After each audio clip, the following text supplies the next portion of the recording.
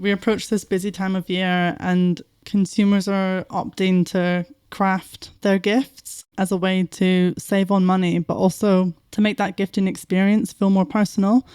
So this really applies to autumn winter celebrations, whereby consumers are seeking those creative moments or activities to get everyone involved with either crafting decor and centerpieces or even creating handmade greetings cards. Yes, so if you get a crafted gift from me this season, you now know why. I just need to find the time now to make all these fabulous gifts for you all. No pressure. That's the voice of Interiors platform strategist Bonnie Pierre-Davis, and she's sharing insight into the trends in seasonal gifting. You're listening to Create Tomorrow, the WGSN podcast, and I'm your host, Bethan Ryder. It may only be October, but we're going with a festive theme in this episode, and we'll be discussing the key trends for holiday season. From handcrafted gifts to perennial decor favourites like Scandi chic and glitzy and glam maximalism. Joining me for this step into winter wonderland, at least for the global north, are my two colleagues and experts, Bonnie Pierre-Davis and Cassandra Gagnon. When we talk about the holiday season, we mean Christmas, Hanukkah, Lunar New Year, all those celebrations globally that mean coming together with friends and family to feast and party. Hello and welcome. Bonnie, I want to come to you first. How do you think people will be celebrating this year compared with previous years? For 2023, we're seeing consumers still having this urge to really go all out with their decorations and get-togethers. But what's different from 2022 is we're seeing consumers be more cautious of how they're spending their money. So they're being really specific on how they're spending their money and where they're putting their attention into, focusing more on get-togethers and cooking meals together, or going all out on decorations around the mantelpiece or the entryway in the home. It sounds to me like there's an emphasis on experience rather than kind of big ostentatious gifts and things. Cass, what are you seeing? Definitely. I mean, we're even seeing data already that consumers are saying they're more likely to spend more on experiences than in previous seasons rather than on gifts. So there's definitely an emphasis on time spent together and that togetherness, whether it is as a gifting option or just celebrating during the holidays overall. And they're definitely, they're willing to spend. It just needs to be on something that they deem has higher value perhaps than in previous seasons. One thing I found interesting is that Christmas trees, even though they were at a higher price than ever due to inflation, still saw really strong purchasing power last holiday season. So if it's something that's deep in tradition or an important item for them for the holidays, they're still going to spend money on it. Last year, I noticed people doing it even earlier. It feels like it's got earlier and earlier, like definitely by the start of December, certainly in the UK with Christmas. Those things are being planned almost to last for longer and to sort of really enjoy it. Definitely. I mean, I like to joke that it's the winter holidays year round at WGSN because we're always talking about it. But I would definitely say that there's been a normalization around the holidays coming earlier each season. There was definitely years past where there was a lot of very Grinchy behavior if it was out in stores in, say, September. But there's definitely been a shift in attitude where, we need that joy. We need that celebration. We need that holiday spirit to latch onto. So people have really become a lot more relaxed with just embracing that festivity earlier and earlier. Yeah, I've definitely noticed that. I mean, in terms of the home, apart from obviously the tree, what are the other focal points? Cassandra, you seeing new areas kind of come in and being like jazzed up for Christmas and for holidays and things? Yeah, absolutely. I mean, I think what's really interesting because there is that budget at mind is that it tends to be concentrated on smaller spaces, but they're really decked out, those smaller spaces. So one of those is the entryway, which we've talked about on the Interiors platform outside of the holidays as well. People are just excited to have people back in their spaces again, and they want them to feel welcome and excited the moment they get through the door. So that's looked like people even decorating their doors. I've seen people gift wrap their doors like it's a package under the tree. Whether it's the hallways, they put string lights all along the ceiling. So it's just this winter wonderland as soon as you come in. Even the console table, which in our trend curve report on the home refresh was a key space, that's being decked out in holiday decor as well. And what about tablescaping? Because that's been something that people have been talking about for several years now, with kind of professional people and influencers all over Instagram doing these incredible landscapes on tabletops. Cass, where's it going this holiday? One thing we're tracking is the concept of the formal tabletop. So we know that people have been really going all out with these tablescapes, getting very creative in their DIY styling, whatever that looks like. But for the holiday, and honestly in general, we are seeing a much more formal approach to it. So that looks like a lot more traditional product types on the table that might have been reserved for, much more stately and formal affairs, but now they're more everyday.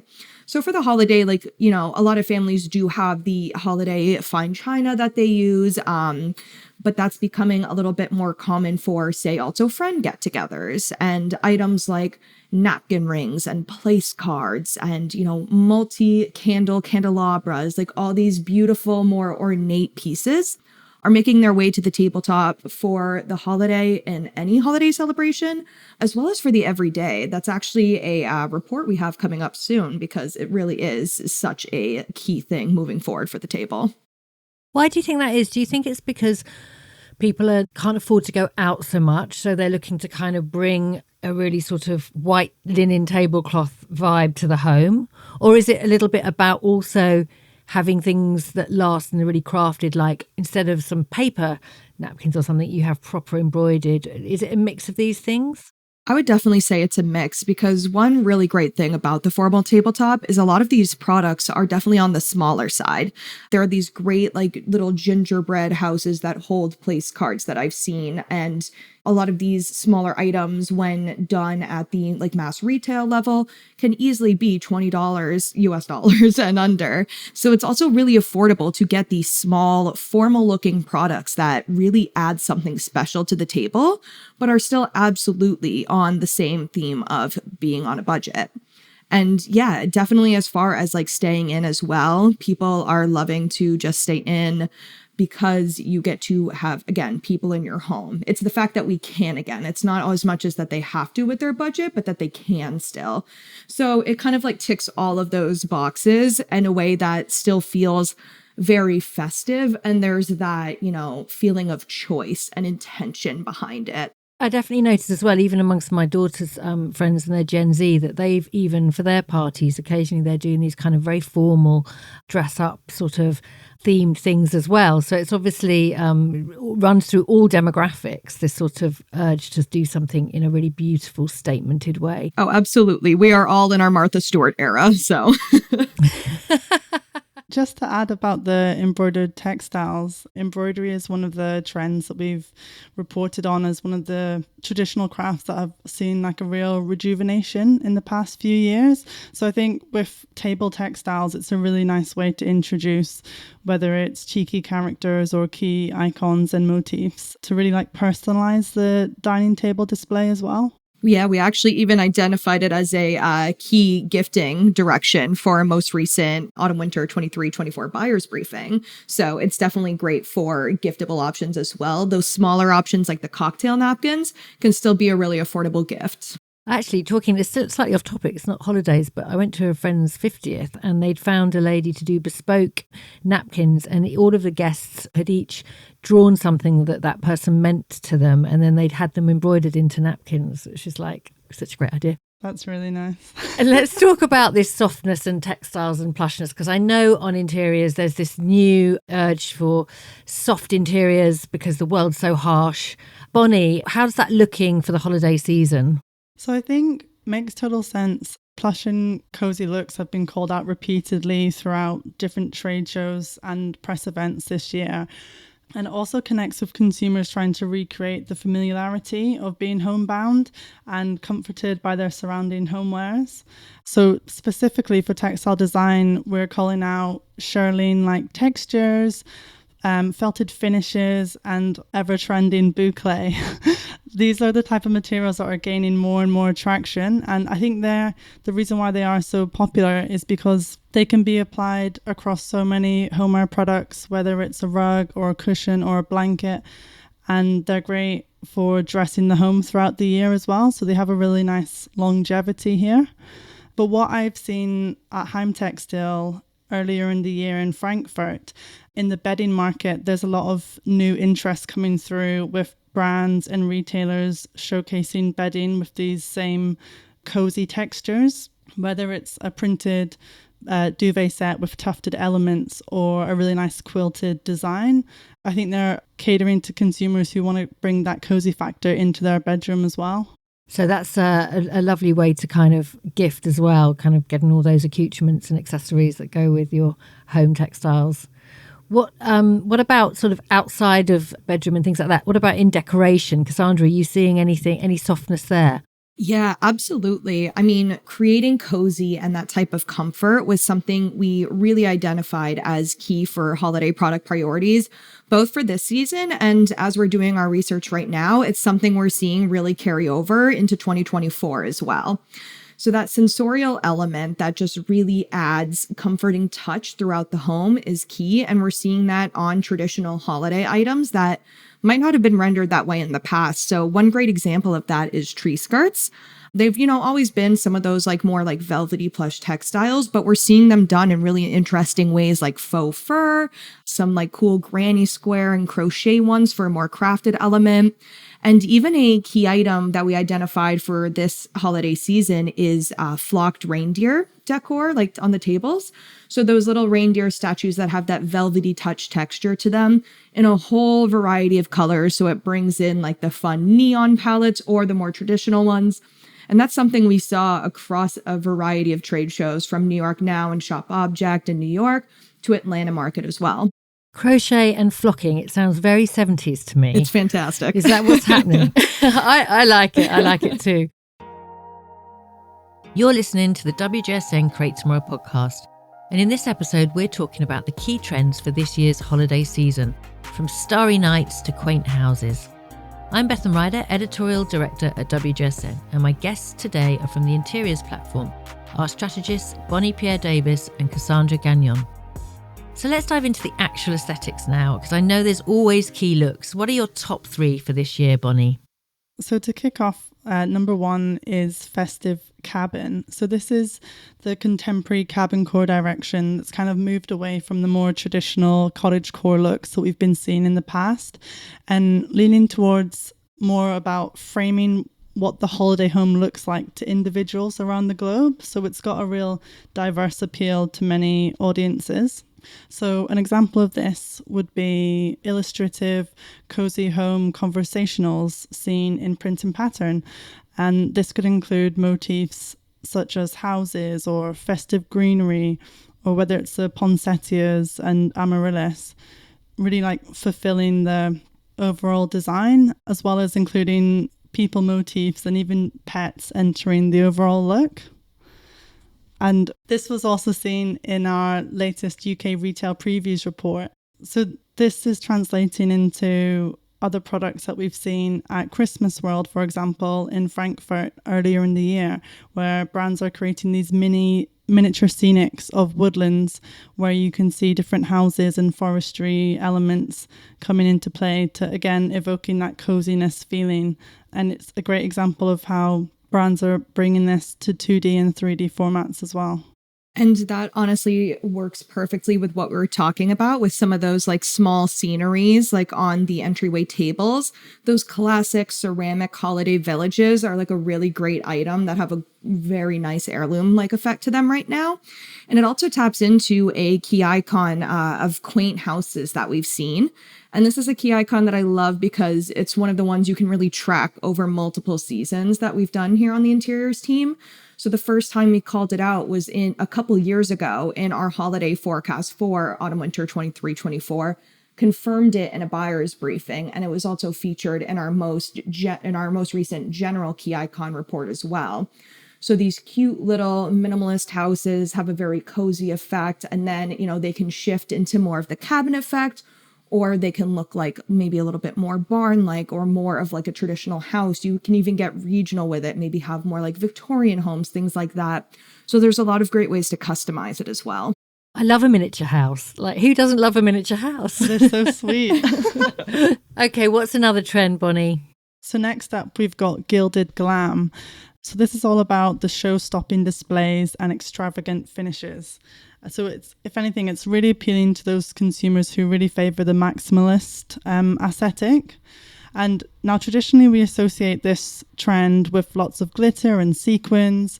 However, more and more brands are either completely cutting out these type of finishes or choosing sustainable and lower impact alternatives, such as if you think about metallic threads in embroidery or beading, sequin look prints, or even crafting embellishments from shiny off-cut fabrics. And another key driver of this trend that we've been tracking on at WGSN is supersized statements. So this includes, you're thinking of the large-scale installations, foliage arrangements suspended from the ceiling, or even clusters of baubles and beads, which the team also witnessed at Christmasworld earlier in the year. So overall, if consumers are willing to spend on decor, they're looking to invest in these show-stopping hero pieces. A great example of this was seen at Atlanta Market by Mackenzie Charles, who they'd featured this amazing menorah centerpiece that featured like clashing checkerboard and polka dot patterns, and then it was finished with this gold luster. So it was really a really like hint to maximalist and glam at its highest. Makes me think of Yayoi Kusama's room at the Tate at the moment, like, you know, just people having an entirely kind of glitterballed room with just that's very appealing indeed. I like a disco ball snowman. So, and then what's the third? So we've got the maximalist, we've got the escapes the cabin. What's your third key direction that you'll see in this holiday season? So the third direction is Scandi chic. So this connects with the ongoing minimalist aesthetics, if you like. And here we focus on natural materials in their raw state and artisanal touches that provide this kind of cocooning warmth that, you know, it feels very, very inviting. This is ranging from untreated woods in decor to crafted constructions even made from raffia.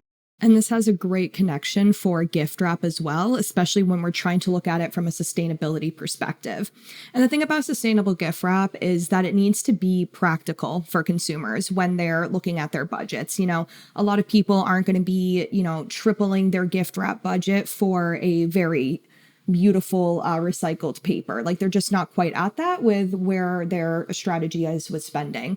So there's options like, you know, recycled craft paper, one of the most basic craft materials out there that really resonates nicely with this Scandi chic minimalism and organic textures, but it can also be elevated and decorated really nicely. And that's something that we've been tracking is just add-ons to these packages that take that plain craft paper and make it something really celebratory.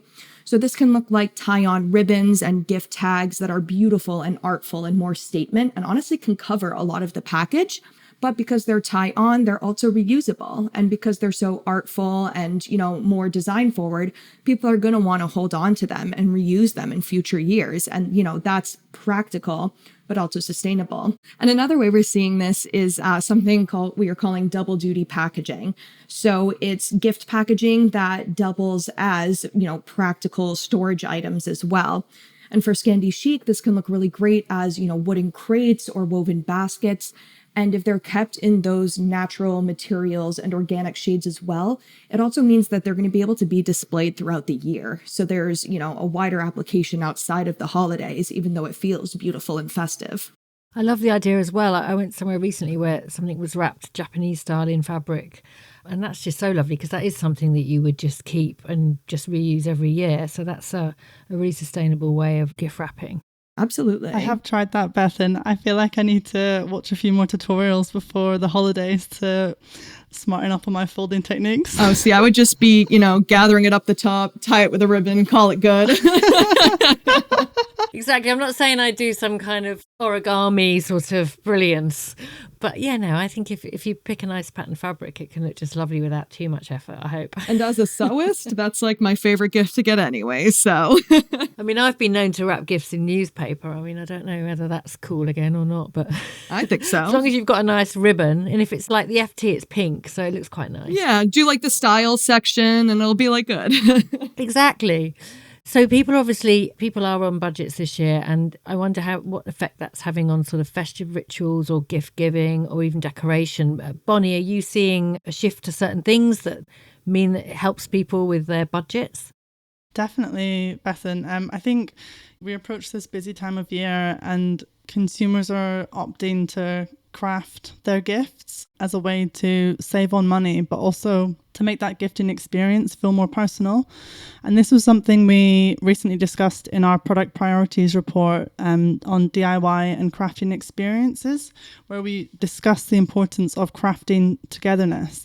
So this really applies to autumn winter celebrations, whereby consumers are seeking those creative moments or activities to get everyone involved with either crafting decor and centerpieces or even creating handmade greetings cards. And I think another positive factor of this is brands trying to encourage consumers to take the time to slow down and embrace the wellness benefits of crafting and, you know, the benefits of working with your hands for a change. I do love a wreath workshop, Christmas wreath workshop. So Starry Night is one of our key icons for the season, and we see it having longevity with this story because it connects with so many holidays, whether it's Hanukkah, New Year's Eve or winter solstice. And I think it's great because brands can really tailor this like Starry Night scene to different product offerings, whether it's embellishing stories with magical or mythical characters, and also they can cater this to different hemispheres and regions with artwork that shows different skies and constellations. And then what about greenery and biophilia? Because we know that's a big trend generally. Are you seeing that coming in with decor as well? You know, forest forage is a true perennial direction that we see across print and pattern throughout the home all year round. So for the autumn winter holidays, we're seeing the addition of other motifs and icons populate these patterns, whether it's the pine cones or the mushrooms. It's got this nice narrative that connects consumers to spending time outdoors, whether, you know, you're talking about the Christmas wreath, you know, foraging for those type of elements, whether it's for decorating a Christmas wreath or even cooking with. Any others that we're going to see a lot of icons? Cass, have you spotted an icon that's going to be big this season? I'd say the last one to really look out for is the festive cocktail and drink. And this is something we're seeing across the different seasons, which I think is really lovely because it's a great way to sustainably build out print and pattern ranges. And it ties into a lot of the trends our food and drink team is seeing as well. I mean, they have an entire trend curve on retro cocktails, and that's something we're really seeing tie in here. So during the summer, it was more of the, fruity rum drinks and the Mai Tais and that type of thing. And now we're moving into the holidays. We have the martinis, the mimosas, the champagne bottle or flute. And it's really just developed nicely into this, what's more festive than a glass of bubbly. And, we're even tracking on the other teams like, sober curiosity and sober lifestyles, but mocktails that have that same level of beauty to them are a giant trend as well. So the print and pattern element from the interiors perspective still has a wide application to everyone. And for the holidays, adding some cute little twist to it, like a candy cane martini is something I've seen is a really nice way to do it. And this is one that's really at a mass market level right now. We have seen it for a few seasons developing at New York Now, Shop Object, Christmasworld, Atlanta Market, etc. So definitely one to watch. Okay, for us to ask each of you what you would be buying to make your home feel festive this holiday season. Cass, is there something you've seen that you want to invest in for your home? Yeah, I would say there's two. I just recently stopped by a local candle store where they do all of their own hand-dipped tapers, and there's an entire wall that looks like a true gradient rainbow. And I picked up a bunch of different festive shades for my table this year. And speaking of a lot of those, foraged greeneries, I am actually currently signed up for a dried floral wreath making class at the end of the month. So that will be right on my front door. Fantastic. What about you, Bonnie? What's going to get you in the mood? So I've got really into window displays because I really like the idea of, especially when winter, people spend so much time indoors, but when you go for walks in the evening, if you've got your window display lit up, it's really nice. And when I was in Norway recently, I'm sure you've seen it before, but they suspend these beautiful lit stars shapes in their window. I think they're origami paper and they're just really beautiful. So I'm going to try and recreate some sort of display with paper crafts and tea lights. That sounds lovely. I must admit, it's my favourite time of year because it gets dark and people haven't quite closed their curtains and you can nose into everyone's houses. But I like the idea of your decoration. That's really lovely. Okay, I know you're always years ahead, so you've already looked at next year. What's your sort of big projection into next year? What's a forecast that you could share with everyone? Next year, consumers are going to be even more keen on spending their budget strategically. That's going to carry over. So you need to find that balance of practicality and festivity that's going to carry through. And this approach is going to develop and adjust product priorities, not just for decor, but gift wrap, tabletop, crafts, all of that. So really finding that nice middle ground where you are showing clear value to consumers, but still letting them enjoy the season to the fullest is really going to resonate the most. Perfect. Well, happy holidays is how I'm going to end this one to you both. You as well, Bethan. So thank you to my guests today, Bonnie Pierre-Davis and Cassandra Gagnon, and thank you for listening. If you're a WGSN subscriber, you can find forecasts on holiday season trends for this year and next on our interiors platform and also on our food and drink platform. And if you want to find out how to subscribe, head over to WGSN.com to discover how you can get access to our service. We're constantly publishing new content focusing on how we can design a brighter, better future for our industries. And these include food and drink, interiors, beauty, fashion, and consumer tech. You can subscribe to the Create Tomorrow podcast on all major platforms. And if you like what you've heard, why not leave us a rating and review? We'll be back in 2 weeks for our next episode. And in the meantime, you can catch the CEO of WGSN, Carla Buzashi, next week on our other podcast, Lives of Tomorrow.